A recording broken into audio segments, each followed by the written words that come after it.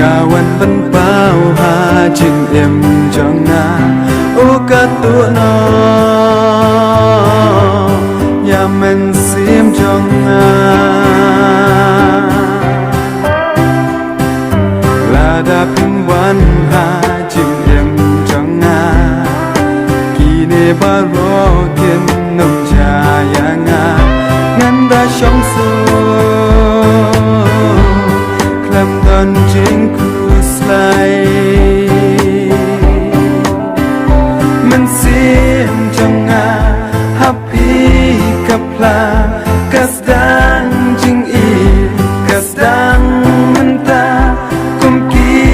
jasni bapau jing shai om jer balang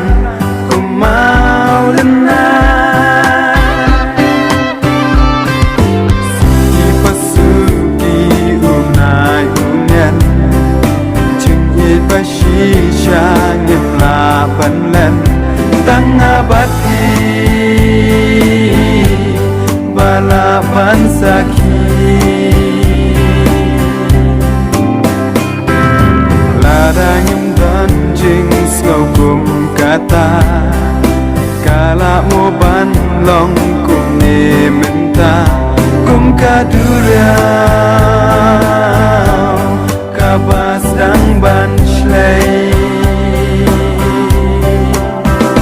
men sim jonga happy kapla kasdan